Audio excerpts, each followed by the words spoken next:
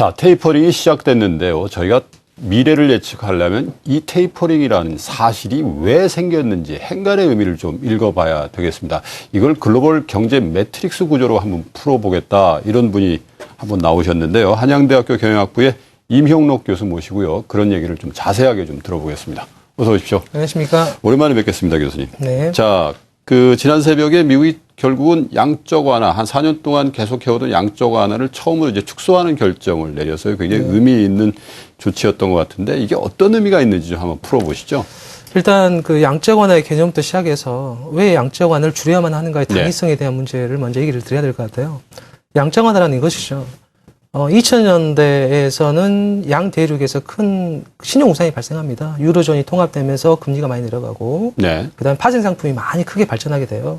그리고 미국에서는 주택 시장의 거품이 형성되면서 우리가 말하는 몰기지를 담보로 한 어마어마한 파생 시장이 형성이 됩니다. 네. 그 돈들이 홍콩도 가고 우리나라도 가고 하면서 여러 나라에 영향을 미치게 돼요.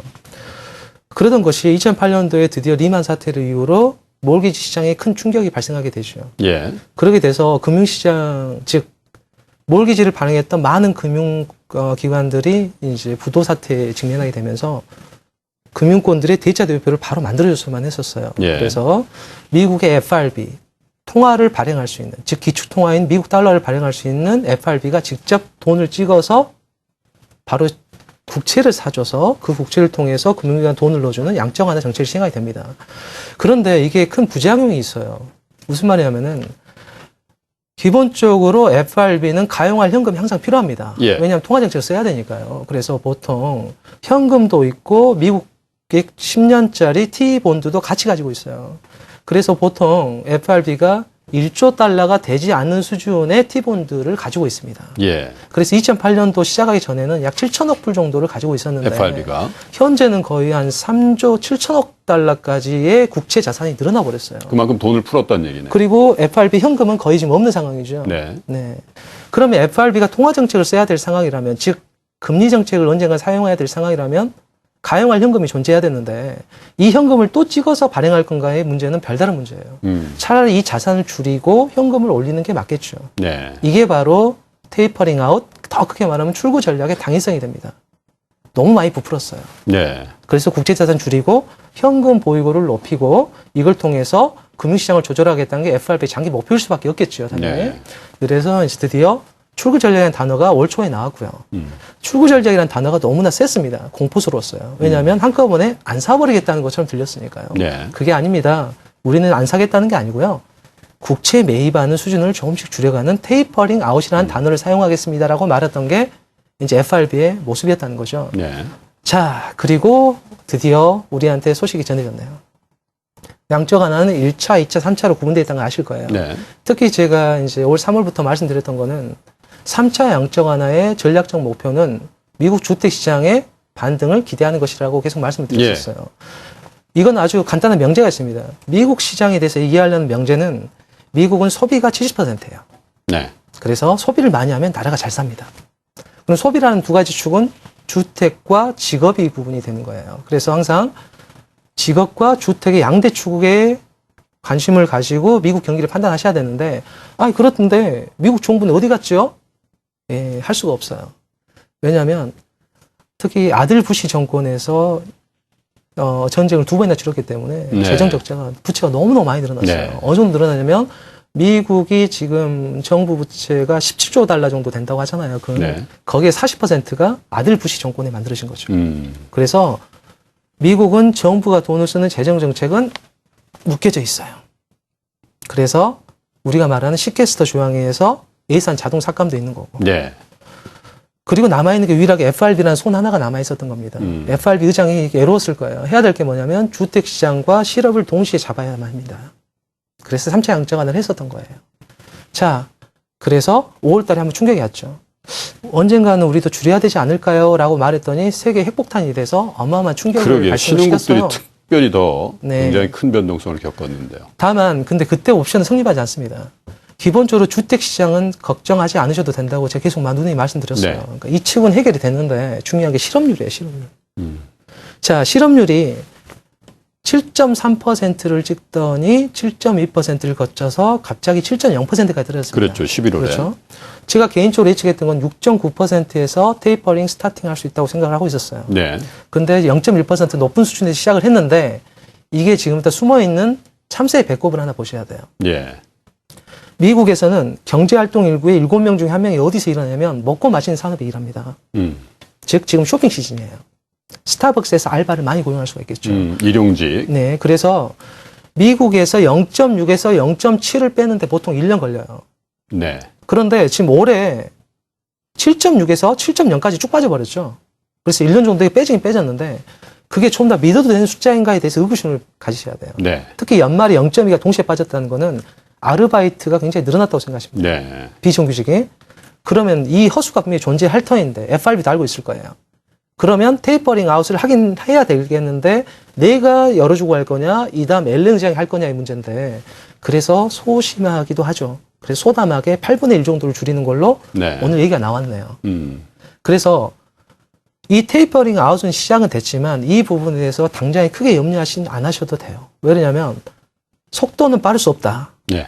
중요한 거는 테이퍼링 아웃이 본격화되기 위해서는 6.7 정도는 내려가줘야 됩니다. 실업률이. 네, 실업률이요. 그래야 실제 실업률이 7% 정도라고 생각하실 수 있어요. 그 허수를 빼면 예. 실제로 한 7% 되는데 지표로 되죠. 나타나는 건 6.7 정도 나타날 그러니까 지금은 거다. 약 7.3 정도 이상이라고 보셔야 돼요. 실제 네. 실업률은요. 그래서 소심하게 지금 내리긴 내렸는데 자, 그러면 FRB는 앞으로 어떻게 할까요? 이게 핵심이겠죠. 네. 지금 우리한테 제일 중요한 거는 부동산 시장은 저하되면 안 돼요. 실업률은 내려야 됩니다. 그럼 부동산 시장을 받치는 가장 중요한 금리는 장기금리예요. 네. 그래서 국채를 함부로 안 사버리는 거는 전략은 굉장히 위험하겠죠. 그래서 장기금리는 기속적으로 좀 낮게 유지될 필요가 있고 중요한 건 단기금리 쪽인데요. 테이퍼링 아웃의 부작용을 장기금리로 낼래? 단기금리로 낼래? 지금 양손에 들고 있는 꽃이죠. 그럼 장기금리는 가급적 낮게 유지돼야 되니까 이건 건드리면 안 되겠어요. 네. 남아있는 게 단기금리겠죠. 예. 그럼 단기금리를 적용시킬 수 있는 가장 중요한 전략은 뭘까? FRB 입장에서.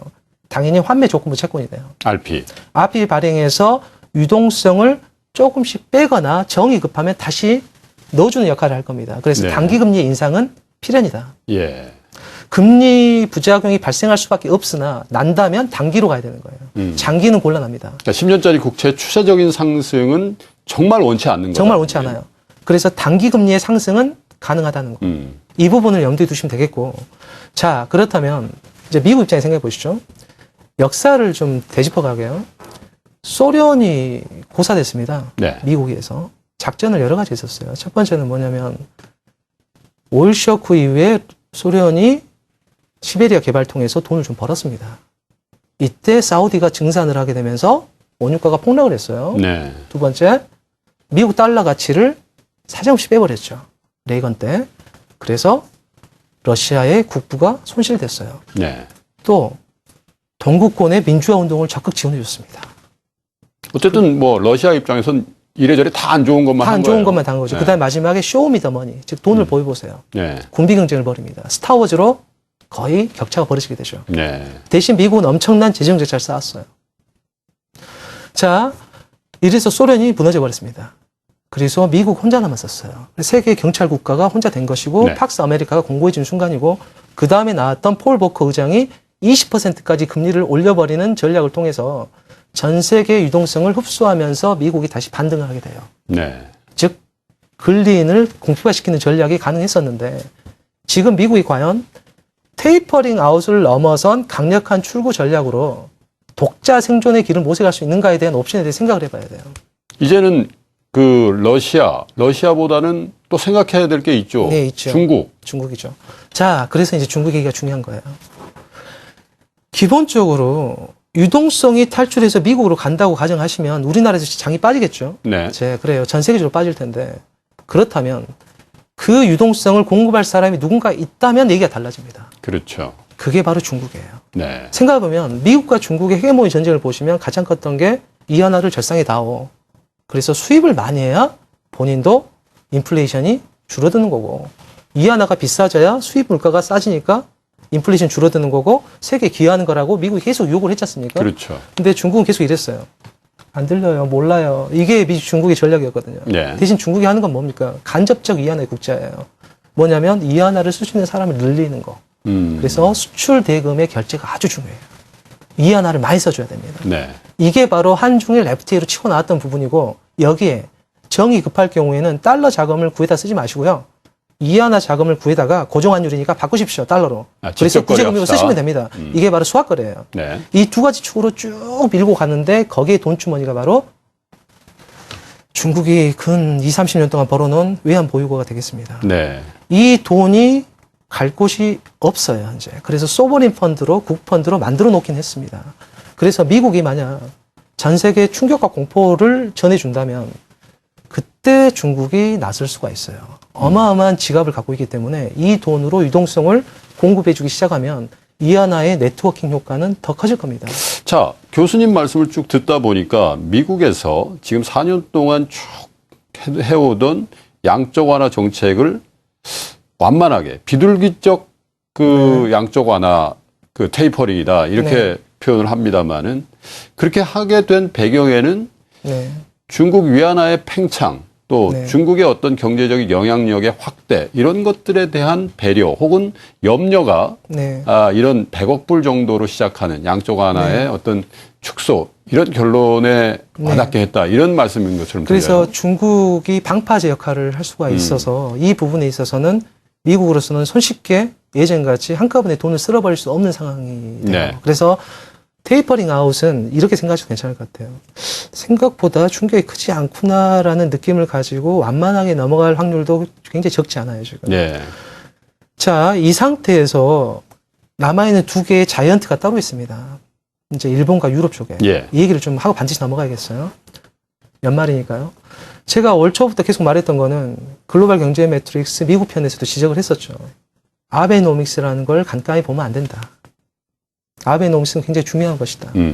미국의 유동성 감소에 대한 새로운 유동성 공급처이기 때문에 기술통화로서요. 이거는 전략적 연합의 노선으로 봐야 된다고 제 눈에 미국과 일본 강조를 사이에. 그 결과로 나왔던 게 올해 보셨듯이 도쿄올림픽이 개최가 됐고 일본의 집단적 자위권의 행사에 대해서 미국이 찬동을 해주기 시작했고요. 거의 구한말 같아요. 네. 네. 그리고 아베노믹스가 1년이 지났네요. 내년 1년 더 남았어요. 그래서 미국의 유동성 감축의 옵션, 즉 버퍼는 1년 더 남았습니다. 네. 그래서 내년 상반기까지 아베노믹스가 1년 반 정도 지날 때까지는 테이퍼링 아웃이 어마어마한 공포로 다가오기는 쉽지 않아요. 네. 일본이 존재하기 때문입니다. 그러면 일본 앞으로 어떻게 될까요? 일본의 맷집은 과연 어느 정도인가요? 그걸 우리는 그 측정을 해봐야 됩니다. 가장 중요한 부분은 일본 정부가 가장 원하는 단 하나의 일념이 있어요. 그게 네. 뭐냐면 인플레이션입니다. 물가를 올려라. 예. 디플레이션은 이거 똑같아요. 물건을 샀더니 값이 계속 빠지는 거죠. 그럼 안 살 필요가 사잖아요. 없죠. 네. 그래서 소비가 엄청나게 부진하겠죠. 네. 이게 일본이 가져왔던 가장 큰 문제점이었어요. 그러면 인플레이션이 생겼을 경우에는 소비가 진작이 되겠죠. 왜? 계속 비싸질 거니까 지금 사는 게 낫겠죠. 지금 소비세 인상을 예고하는 것도 그런 작전이군요. 그런데 일본에게 주어져 있는 큰 부담이 하나 있습니다. GDP 대비 정부 부채 비율이 너무 높아요. 네. 230%죠. 한마디로 쉽게 우리나라로 예를 들자면 1년 동안 총 벌어들인 돈의 2.3년을 꼬박 모아야지 빚이 떨어져요. 그것도 정부의 빚이요. 네. 이런 상황이기 때문에 일본판 양적완은 뭐겠어요? 뱅크 오브 재팬이 일본 정부가 발행한 국채를 마구 사주겠습니다. 그리고 미국 국채도 덩달아 같이 사줄게요. 이렇게 양축으로 되어 있거든요. 일본 국민이 더 이상 많이 안 사셔도 돼요. 이게 바로 일본판 양적완화예요. 현재 일본의 국채, 즉 정부 부채라고 생각하실 것 같으면 93%를 일본 국민이 갖고 있습니다. 그렇죠. 이거를 일본 정부로 이게 이제 일본의 중앙은행으로 전가시키는 게 지금 일본판 아베노믹스라고 보시면 되고 네. 그 효과는 돈이 많이 풀리기 때문에 일본 엔화는 싸질 거예요. 그래서 수출은 늘어납니다.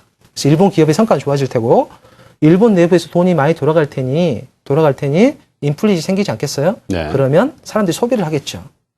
그런데 정부 재정 적자는 어떻게 해결할 건가에 문제가 남아있어요. 네. 이 부분을 해결하는 게 바로 소비세 인상이죠. 그래서 내년 5%에서 10%로 두 단계에 걸쳐서 올릴 거예요. 그렇다면 소비세가 올라간다는 무슨 말일까요?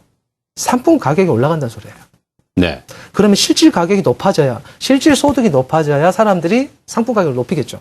네. 흡사하겠죠. 그래서 일본에서는 임금 인상을 올리라는 이유가 거기 있습니다. 정부에서 원하는 임금 인상 드라이브예요. 왜냐하면 엔화를 싸게 해서 기업들이 성과를 좋게 해줬으니 이 돈 가지고 월급 올려주십시오.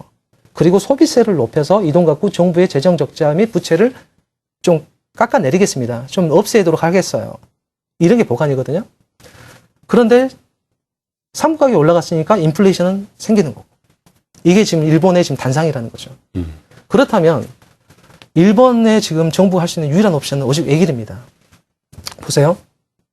인플레이션이 올라가고 있고 그러면 저축을 할 건가 소비를 할 건가 선택을 해야 돼요. 그러면 기준금리 대비해서 실질 금리가 내려가겠죠. 인플레이션이 심하니까요. 그러면 사람들이 어떻게 할 건가? 소비해야죠. 소비를 해야겠죠. 네. 그래서 통화를 계속 공급해야 돼요. 그래서 내년까지 디자인 되는 거예요. 그래서 엔화는 계속 공급될 겁니다. 이 공급된 게 미국의 테이퍼링 아웃의 충격을 받아주는 매개체로 작용을 할 거예요. 이게 바로 미국과 일본이 연합 전선으로 써 있는 부분들이에요. 자, 그러면 올해 초부터 아베 정부에 썼던 그 통합 팽창 정책은 미국의 양적 완화 축소 이거를 염두에 두고 미국 정부와 일본 정부의 암묵적인 합의로서 나온 거고 그 시기가 12월 18일 날 새벽에 미국 시간입니다만은 벤 버난키가 100억 불씩은 줄여나갈 수 있는 여지를 확보한 셈인데 자, 그럼 미국과 일본은 이렇게 뭐라고 할까요? 연합이 돼 있는 상황인데 그러면 중국의 입장에서 선택할 수 있는 건 뭐예요? 자, 이제 그렇다면 남아있는 대륙인 유럽 쪽으로 초점을 맞춰야 되는데 유럽은 과연 어떤 존재였을까, 중국에게? 아니, 미국이 어떤 존재였을까요? 기본적으로 위기는 미국이 시작했지만 미국의 몰기지에 적극 투자했던 유럽계 은행이 유동성 있게 빠지면서 자금을 뽑아겠던 거가 바로 유로존 위기 시작이었어요. 그렇죠. 왜냐하면 그리스도 위험하니까 돈을 빼다 보니까 위험했던 거거든요. 자, 그런데 생각해 보십시오. 고대 로마의 붕괴 이후 유럽의 분열 역사를 계속 보면은 이제 겨우 통합이 된 거거든요. 그런데 미국에 종속되는 거 당연히 싫었을 거예요. 두 번째, 위기를 기하로 중국의 자본에 종속되는 것도 싫었을 겁니다. 그래서 자치 해결을 했었어요. 이거는 유럽 편에서 자세히 설명이 돼 있었고 여러분께서 어떻게 생각하시면 되냐면 유로존의 위기의 궁극적인 해결의 가장 중추는 LTRO라고 생각하시면 돼요. LTRO. 제가 거듭 말했지만 유럽 중앙은행은 미국 FRB와 다릅니다. 공동 연합으로 만들어진 중앙은행이기 때문에 함부로 금리를 올려서는 안 돼요. 그 다음에 유로존의 그 가치인 유로화의 가치를 잘 방어를 해야 됩니다. 그래서 인플레이션을 추종할 정도만 발권력을 갖고 있어요. 그리고 구제금융도 금지시켜놨습니다. FRB는 달라요. 제한적인 권력이고 여긴 제한된 권력이에요. 이게 유럽 중앙은행이란 말이죠. 유럽 중앙은행이 혼자 해결하려고 많이 노력했어요. 트로이카와 함께. EU, 그 다음에 IMF, 유럽 중앙은행. 가장 중요한 건 유럽 중앙은행이죠. 유로를 발행하니까요. 진전시켰던 가장 큰 핵심 라인은 우리나라의 부동산의 DTI와 똑같아요. 이겁니다. LTRO. 1년 동안에 거의 제로금리로 3, 4년에 장기 대출을 해주는데 금리가 거의 0% 수준이에요. 이게 얼마나 컸던 거냐면요. 이렇게 생각하시면 돼요.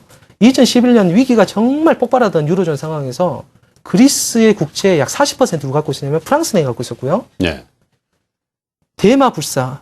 하지만 너무나 살리기에는 큰 나라였던 이탈리아 국채의 거의 절반을 프랑스은행이 갖고 있었어요. 그래서 프랑스은행이 무너져버리면 프랑스의 재정위기, 즉 정부가 돈을 투자해야 되기 때문에 프랑스발 재정위기로 바로 또 폭발할 수밖에 없는 그게 한 1년 반 전에 정말 심각했었어요. 예, 진짜 심각했었죠. 그래서 이거를 유동성을 공급해 준 게 바로 누구냐면 유럽 중앙은행의 LTRO입니다. 이걸 가지고 뭘 했느냐? 실은 누가 많이 빌려갔냐면 스페인하고 이탈리아 은행들이 굉장히 많이 빌려갔어요. 그래서 이 돈 가지고 뭐 했냐면 자국의 국채를 싸게 빌려왔으니까. 이자율을 국채 수익률을 낮게 해서 싸게 해서 국채를 계속 사줬어요. 그건 이제 무이염으로 그냥 먹는 거예요. 부도만 그렇죠. 안 나면. 그게 바로 스프레드를 먹었다고 생각하시면 돼요. 이렇게 돼서 국채를 안 팔고 위험하다고 팔지 않고 새로운 국채를 쌓아가면서 은행들이 버틸 수 있는 유동성의 버퍼가 됐던 거죠. 이게 바로 LTRO는 건데 LTRO가 서서히 끝물에 가고 있어요. 그러면 유로존에 남아있던 유동성 위기는 재점화될 수가 있는데 앞으로 문제는 유로존에 위기가 발생했다. 그럼 기억하셔야 됩니다. 그동안은 은행만 헤어컷을 당했어요. 그리스 케이스 같은 거 보면 헤어컷이라는 게 손실분담이에요. 손실분담이죠. 어떻게 하냐면 제가 100억 유로를 내가 갖고 있는 국채 투자자예요. 은행인데 절반은 안 드립니다. 포기하세요. 절반만 드릴 텐데 그중에 현금은 10%만 드릴게요. 40%는 그리스 장기 국채하고요. 유럽 중앙은행이 보증하는 긴 장기 채권으로 드릴 테니까 만족하시죠. 이게 바로 헤어컷이었어요. 그랬더니 은행들이 굉장히 힘들어졌겠죠. 네. 그래서 LTRO가 반드시 나올 수밖에 없었던 거예요. 근데 이번에 올 초에 있던 키프로스 사태가 전환점이 되는데 예. 이미 그때 방송대에서 한 말씀 드렸는데요. 앞으로는 은행만 헤어컷을 당하는 게 아니라요. 우리나라 돈으로 하면 약 1억에서 1억 5천만 원 이상의 예금 투자자도 헤어컷을 동시에 당할 겁니다.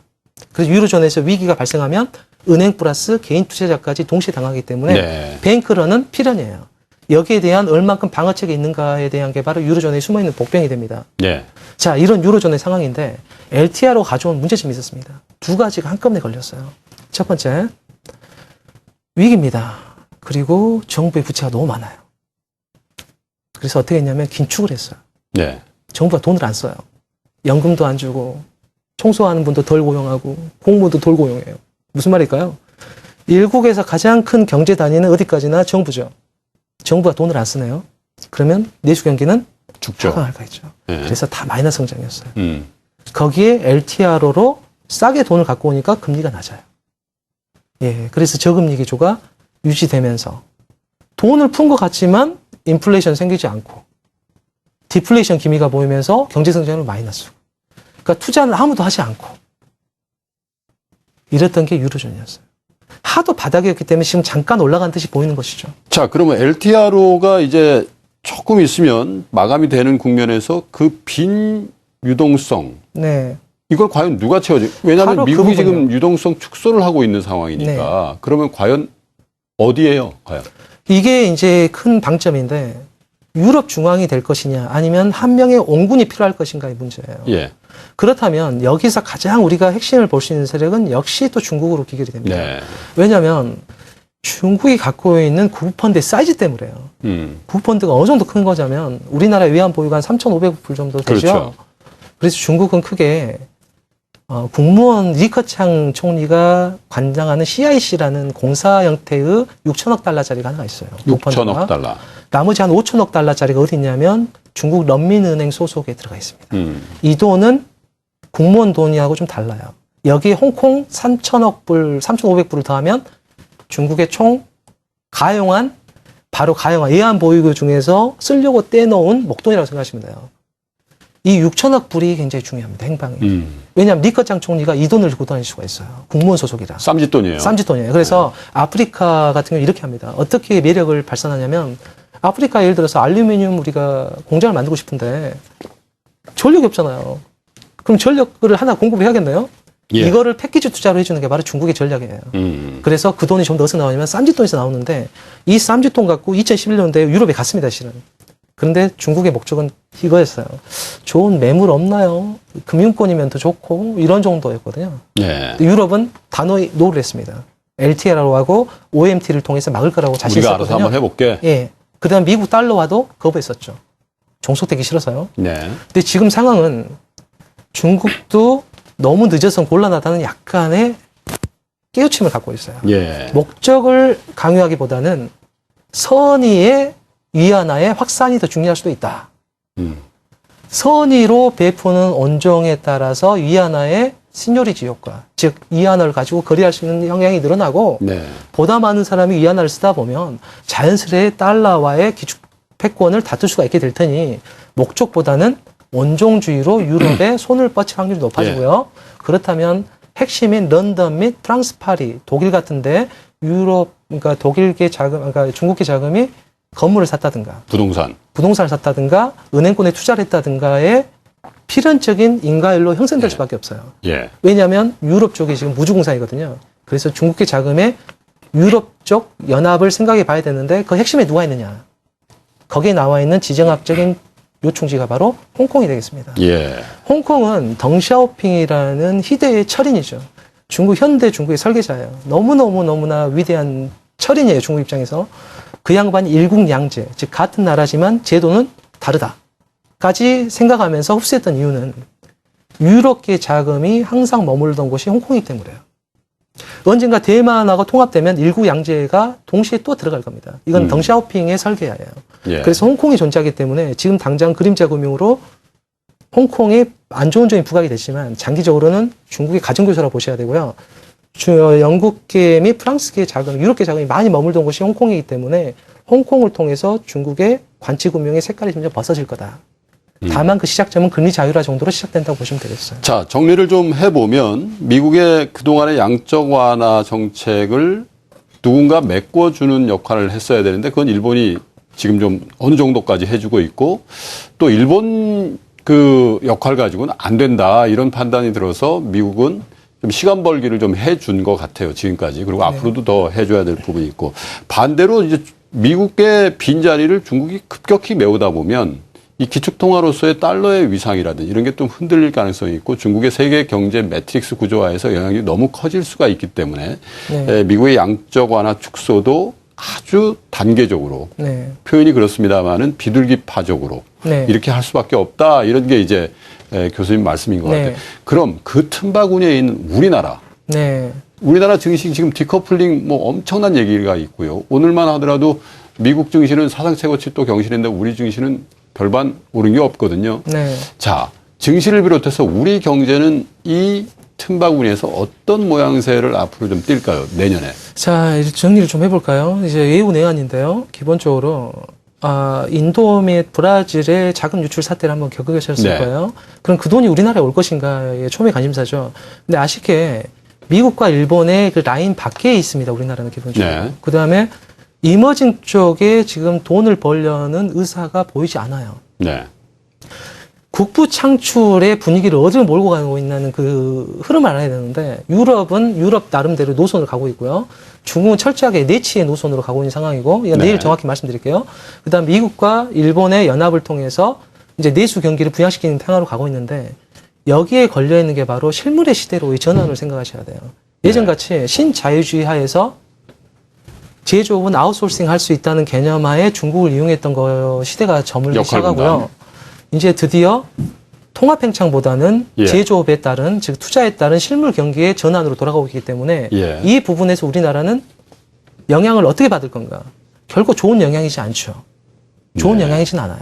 그래서 더욱더 중국이 중요한 세상으로 가게 될 거고요. 우리나라에게 과연 자금은 왔다 갈 것인가의 문제가 생겼는데 우리나라에 올 이유는 사실 전혀 없습니다. 인도하고 브라질 나갔던 돈이 왔다면 이미 한 달 전에 왔었어야 돼요. 2달 전에. 근데 지금 올 기미가 없다고 보셔야 되고 이 돈은 좀 더 어디로 가냐면 일본과 미국으로 나눠갑니다. 특히 미국에서 가장 중요한 거는 거듭 말하지만 소비를 시켜야 되기 때문에 가처분 소득을 올려야 되고 그래서 금융자산이 거의 70% 육박하는 미국인들의 증시를 끌어올릴 수밖에 없었던 게 지금 정황이란 말이죠. 그런데 이 부분이 어디까지 스탑을 시킬 거고 올릴 건가의 문제인데 아베노믹스가 1년이 더 남았어요.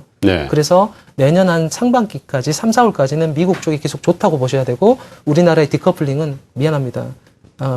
지속되기가 쉽고 박스권 정도에서 머물기 쉬운데 다만 유럽에서 큰 일이 벌어지지 않는 한 우리나라에서 쉽게 무너지는 일은 없을 거예요. 그리고 나서 이제 내부에는 부동산 문제가 걸려 있는데 기본적으로 그 참여정부 당시에 정책은 이거였습니다. 강남 및 재건축을 막아놓고요. 공급을 해주는, 주택 공급을 해주는 정책을 썼죠. 그게 나온 2기 신도시고 혁신 신도시예요. 여기에 따른 공급이 많은 상황이고 수도권은 거기에 DTI는 그대로 붙겠습니다. DTI가 풀리지 않는 한 반등은 어려울 테고 교통 라인이라도 빨리 정리해 주는 게 가장 좋은 방책이고요. 그다음에 근린 시설에 대한 인프라 투자. 그래서 보이는 사람들이 미래에 대한 기대의 가치를 가질 수 있게 하는 정부의 비전이 사실 수도권에서 매우 중요해요. 그리고 현 정부에서 하고 있는 건 어떤 거냐면은 잘 되는 정책, 예를 들어서 뭐 이 공유원 2번 같은 이런 정책에 대해서 돈을 드리겠습니다. 단 저금리로. 여기에서 관계된 게 한국주택금융소가 발행하는 외국에 발행하겠죠. 자금을 끌어오려면 여기에 커버드 본드가 들어오는데 이 커버드 본드의 자금 출처는 우리가 정확히 봐야 돼요. 어느 쪽 돈이 들어오냐에 따라서 몇 년 뒤에 큰 우환으로 남을 수가 있거든요. 장기적으로 테이퍼링 아웃이 무서웠던 거는 미국발 금리 인상이 발생했을 경우에 우리나라의 금리 인상이 벌어졌다면 그렇다면 가계대출이 견디냐의 문제인데 테이퍼링 아웃은 제가 말씀드린다시피 이 정도 뭐 크게 아픈 게 아니었을지도 모르겠다라는 식으로 넘어갈 확률이 굉장히 높아요. 중요한 거는 실은 이제 기업 쪽 부분입니다. 올 초에도 제가 말씀드린 적이 한 번 있었던 것 같아요. 가계대출은요. 쉽게는 잘 안 터질 거예요. 전세라는 탄성이 너무나 좋아요. 그래서 전세 제도를 통해서 하우스푸어의 대출 부담을 전세입자한테 넘기고 있는 상황입니다. 지금 뭐 거의 그렇게 된 거죠. 이 두 가지가 추계예요. 그래서 저금리로 몰기지를 주고 전세 대출을 통해서 이전만 시켜주는 상황인데 기업 부실은 좀 더 다른 문제예요. 자, 기업 부실 말씀하시니까 사실 저희가 느끼는 바가 좀 있는 것 같아요. 최근 들어서 중견 그룹들 유동성 위기 또 이미 뭐 그룹 해체가 된 기업들이 몇몇 있습니다만은 사실 일각에서 가계부채 문제보다 기업 경쟁력이 없는 기업들의 부채가 훨씬 더 문제다. 그 얘기가 사실 아까 교수님께서 언급해 주신 어떻게 보면 신자유주의 그러니까 국제적인 역할 분담 체제에서 용어가 적절한지 모르겠습니다만 중상주의 그러니까 자국 제조업의 어떤 보호 또 자국 내에서의 어떤 경제 활성화 이런 것들로 나가다 보면 그 틈바구니에 있어서 그렇습니다. 우리 기업들이 세계 초일류 기술력을 갖고 있지 않으면 굉장히 힘들어지는 그게 지금 현재 진행되고 있는 삼성전자의 뭐 그 너무 잘 나가는 모습 거기에 가리워진 우리 경제 뭐 이런 거 아닌가 이런 생각이 드는데 이 얘기를요. 내일 좀 더 해봐야 될 것 같아요. 지금 뭐 이 교수님하고 미국, 중국, 일본, 유럽까지 하고 또 우리나라 얘기도 좀 하고 있는데 시간이 좀 모자라서요. 내일 한 번 더 나와 주셔서 주로 이제 중국의 영향력이 굉장히 커져가고 있으니까 중국 얘기하고 그 사이에서 우리 경제가 어떤 모양새를 띨는지 또 어떤 대안으로 우리가 접근해야 될지를 내일 좀 더 들어보도록 하겠습니다. 네, 그도록 하겠습니다. 시청자 여러분, 그 한양대학교 경영학부의 이명록 교수 모시고요. 테이퍼링을 위주로 한 국제금융 또 국제경제의 어떤 재편 과정에서 나온 이 테이퍼링의 이슈 이런 것들을 좀 다른 측면에서 바라보고 있는데요. 좋은 소식보다는 조금 걱정스러운 소식들을 저희가 좀 언급을 많이 하게 되고 있습니다, 현재. 그래서 내일 한 번 더 시간을 가지도록 하겠습니다. 내일 또 기대해 주시고요. 교수님, 내일 다시 뵙겠습니다.